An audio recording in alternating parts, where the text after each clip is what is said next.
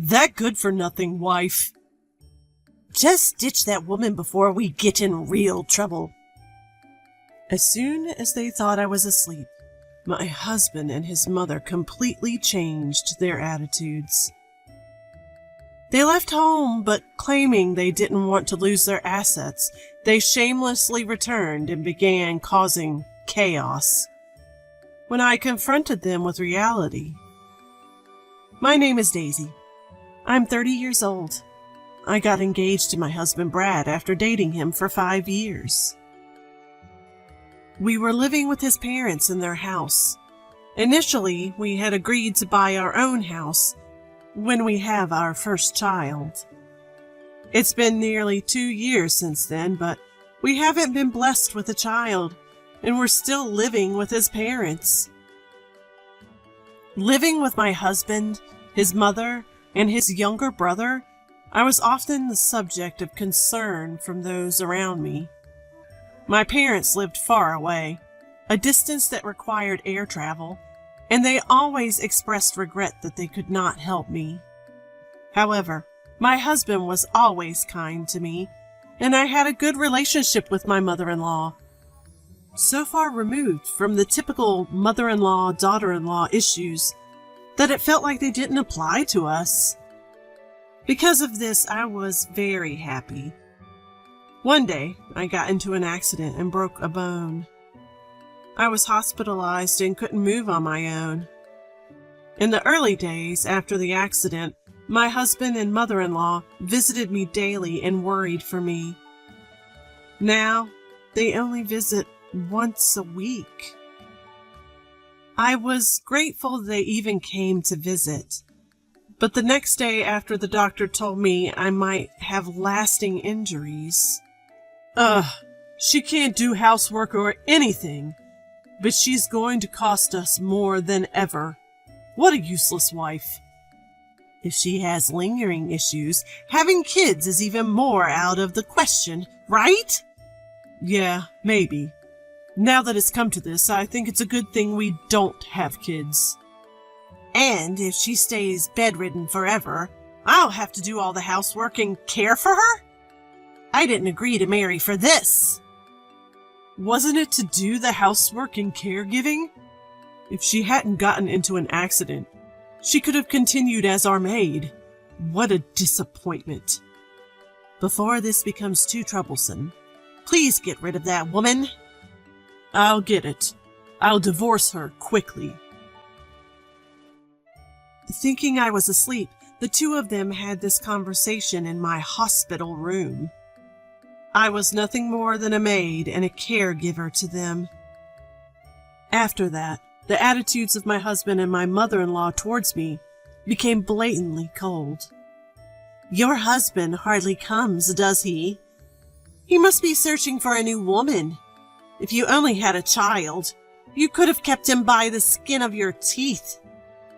My husband wasn't even coming once a week anymore. My mother-in-law seemed to just be passing time by saying nasty things. My brother-in-law, however, was doing the laundry and checking if I needed anything, and was generally very helpful. He visited me nearly every day and even took me to the open-air area in my wheelchair when I felt suffocated by my long hospitalization. I was tired from physical therapy and wanted to give up at times, but I think I've made it this far thanks to my brother-in-law. His presence was that much of a help to me. I'm not getting worse, and physical therapy is going well, but it's still hard to say anything about any potential lingering issues. When I told my husband and mother-in-law about this, seriously? See, I told you we should have gotten rid of her sooner. The two of them started arguing over me. What are you two even saying? Aren't you being too harsh on Daisy, who's been taking care of our house and our father all this time? In reality, I had been taking care of my father-in-law for 5 years while dating my husband. When we started dating, we were told, Why don't you live together, since you are both going to get married anyway? Yeah, it's a great deal. We can save money and live together, and then get married when we're settled. When I hesitated, they said, It's okay, we have plenty of rooms, and we won't invade your privacy. Plus, you don't need to pay rent.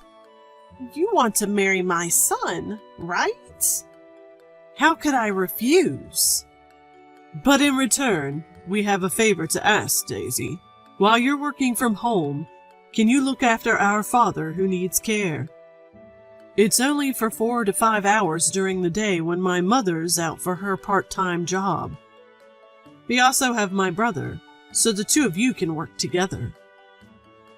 My brother-in-law was also working from home, so he and I teamed up to take care of my father-in-law in the house. My father-in-law and brother-in-law were very close. My father-in-law had a hobby of collecting furniture and even had a separate house just for it. My brother-in-law and I always enjoyed hearing about his hobby. My father-in-law loved his caring son, Reagan. Eventually, my father-in-law's health began to decline, and after years of care, he passed away. After that, my husband proposed to me, saying, Thank you for always taking care of my father. Let's continue to be together. Let's get married. Despite having worked hard on housework and caregiving, the moment I became immobile, my husband and mother-in-law's attitude was as if I was worthless. Even I, normally composed, was infuriated. If you're going to divorce me, please pay what you're supposed to. Well, I don't want any trouble, so I'll give you the house. Let's waive other division of property. I wondered if he would really give me the house.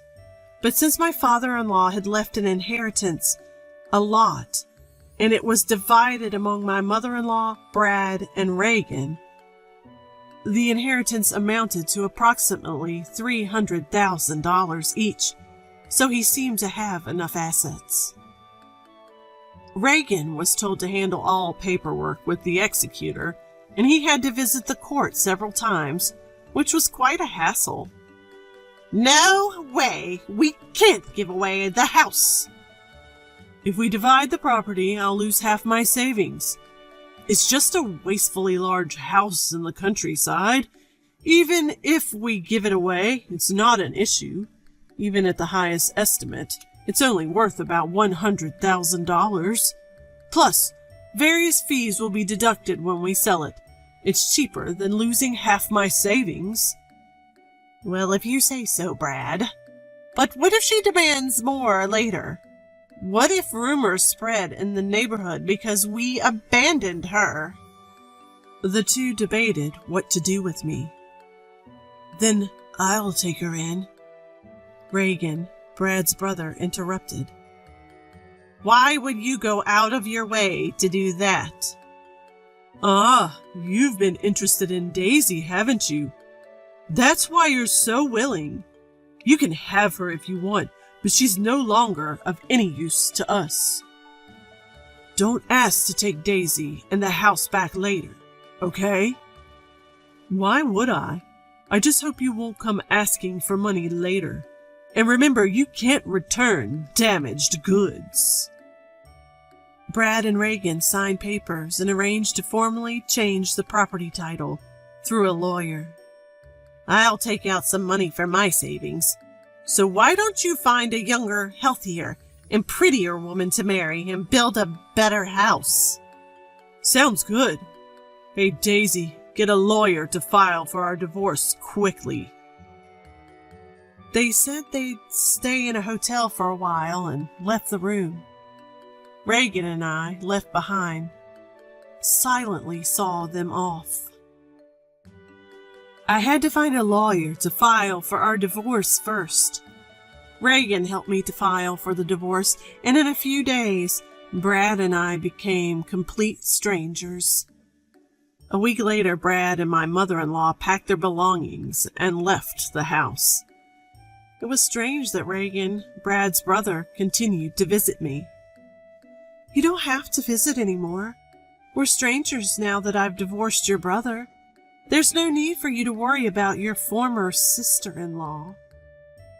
He responded, I'm doing this because I want to. I didn't get along with you just because you were my brother's wife. We both provided care and did housework together. We've talked a lot more in these 7 years than you ever did with my brother. We're friends, aren't we? Reagan said with a gentle smile. All I could do was express my thanks and gratitude. A month later, I was discharged from the hospital. Although I had to visit the hospital for physical therapy, I felt relieved to be home after such a long time. Do you think those two will really ever come back? I'm worried they might come back and make me work again. If they come back, I'll drive them away. I can't forgive them for treating you so horribly. Plus, they have no right to return to this house, Reagan reassured. I was still unable to move as before, so Reagan took care of most of the household chores. Fortunately, as I had been working from home as a freelancer, I was able to return to work and contribute financially. Thanks to the bi-weekly physical therapy, I recovered smoothly without any complications. A year later, I was able to live as before, and Reagan and I collaborated on the housework. We spent more time together, syncing our days off to go on trips. Just when I thought our peaceful days would continue, a storm suddenly came. One night, while Reagan and I were eating dinner, the door was knocked, and the intercom rang repeatedly. When I nervously answered, the person on the monitor was Brad. Hey, open up! Thinking this noise might disturb the neighbors, I opened the front door and Brad entered the house without hesitation. What do you want? Huh? Why do I have to put up with such an attitude just for coming home? This isn't your home anymore. State your business and leave quickly. What are you talking about? I'll be living here again from today. Oh, I'm hungry. Hey, Daisy, give me some food. My ex-husband ordered me to serve food. Hey, cut it out. Why are you here? Well, I've spent almost all my money. My mom will be here soon, too. So leave the door unlocked. Seeing that I remained silent, Oh, you're all healed up, huh? That's great. Let's get back together. You must have had a hard time without me. My ex-husband, who still mistakenly believed I loved him, said, approaching me with a disgusting familiarity. The sheer audacity of him made me feel sick. Stop it. I divorced you. I don't care about you anymore. Don't get cocky. You've been living on my money all this time, and you can't do anything but housework. Just shut up and do as I say. Brad shouted at me. Just then the door opened and his mother arrived. You left the door unlocked. That's careless. Oh, what's going on? She's been getting cheeky, so I was giving her a bit of education. She's grown thick-skinned in the year we've been away. Once again, Brad and his mother began to make themselves at home, as if it was the most natural thing in the world. Enough is enough. This isn't your home. I'm calling the police. Oh yeah, about that. This house was originally in your father's name, right? So that means that the heir, including my mother, makes our agreement null and void, doesn't it? Brad said, shouting such an unreasonable claim. You promised to give me the house. If you're nullifying that, then everything about the division of property should be nullified as well. Give me half the savings. Sure, but I don't have it anymore. Didn't I tell you earlier? I've squandered it all. I quit my job, spent it all on booze, fun, investments, you name it. I was taken aback by Brad's words. It was unbelievable that he could have spent such a large sum of money in just 1 year. Also, I have some debts with consumer finance. About $20,000, I guess. Can you pay for me? I initially thought he was lying, but his mother confirmed it. I can't lend you that much money. I'm not asking you to lend it. I'm telling you to pay it. I'm not giving you any money. I'm calling the police. As Reagan dialed the police to report the situation, "You've become quite daring in the past year. You're just showing off because Daisy's here." Brad began to wreak havoc in the house, breaking the precious furniture that had been my father-in-law's keepsake. His mother also started to destroy the furniture, laughing as she did so. "How could you do something so terrible? That's the closet my father-in-law cherished." "Shut up." Brad and his mother continued their rampage, ignoring my pleas. About 10 minutes later, when the police arrived, I explained the situation to them. "This is quite a mess. Let's hear your side of the story." "Huh? What's wrong with me breaking things in my own house?" "That's right. We're just crushing things we don't need. What's the problem?" When the police seemed unsure how to respond to this, Reagan stepped in. "This house has never belonged to these two. It's under Daisy's name." "Huh? What kind of nonsense are you talking about?" "Actually, before he passed away, our father-in-law left a will through a lawyer. Of course, you wouldn't know. You handed over what you were told and left the rest to Reagan. So this house was yours from the beginning?" When I confirmed this, Brad and his mother stood dumbfounded. "So this isn't your property, then?" "Oh, hold on. But I'm her ex-husband. We're like family, so she'll forgive me, right?" "Don't make me laugh. You're a stranger once you're an ex. I don't even know that you were in contact with another woman before our divorce was finalized, and who treated me like a maid, if not you." No, that's not what happened. I was just going along with what my mom said. She ordered me to do all this." "Brad, what are you saying? Your failed business, your failed relationships with young girls, your gambling and debts, aren't these all your doing?" According to his mother, Brad had been trying to marry a young woman after our divorce. He also quit his job to start his own business, but it failed in just a month. Even with money, Brad was rejected by the unemployed man and became reckless, going around playing and gambling, saying that he had money and could afford it. He had said that he had almost no money left, and it seemed that it was indeed nearly zero. "You brought this upon yourself." "All this is Brad's fault, so at least forgive me." Despite their previous condescending attitudes towards me, they both desperately pleaded for forgiveness, trying to shift the blame and groveling. This was truly ridiculous.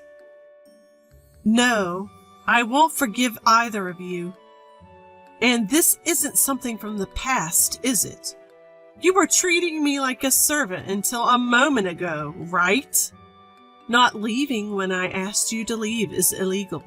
And since the furniture collected by my late father-in-law is now mine, you'll need to compensate me for that." But...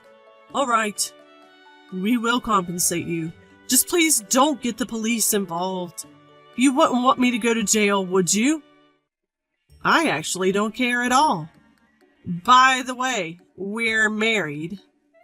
It turned out I was married to my brother-in-law, Reagan. Or rather, he was my former brother-in-law, now my husband. You? It hasn't even been a year and you've moved on to another man? My own brother at that? What are you talking about? You moved on before you were even divorced, didn't you? You wouldn't return Daisy to me no matter how many times I asked. Stop clinging to the past already. Brad was left speechless. I don't care anymore. I'll pay for whatever damages there are. How much for my idiot husband's junk? Well, if we calculate roughly, about $100,000. Huh? What? The furniture that my father-in-law had collected was all high-end pieces made by famous designers. Brad and his mother, who had no interest in these items, seemed to have believed they were just junk. You're going to compensate for what you've broken, right? We're not sure if we can get the same items, but make sure to pay properly. Brad and his mother, unable to afford such compensation, were distraught. For the time being, the police took the two of them away for trespassing and vandalism. Of course, I didn't forgive them and went ahead with the lawsuit. Afterwards, Brad and his mother, who were desperately seeking help from Reagan, were bluntly rejected, with him saying, I'm ashamed to even be related by blood. Brad and his mother were likely receiving their just desserts together. And there's one more thing I kept secrets. My father-in-law told me to sell the house and use the money as I wish. Reagan had told me that the price of the house was $100,000, but in reality, the document stated the value of the house around $500,000. It's a good location, so it might sell for a bit more. But for now, Reagan and I decided to take it easy in the house my father-in-law left us, with no plans to sell it. Eventually, we planned to sell the land and build a new house. I had some worries about having children, so after getting married to Reagan, I went to the gynecologist for a checkup, but there were no issues with either Reagan or me. Now, with the troublemakers gone, Reagan and I are living happily together.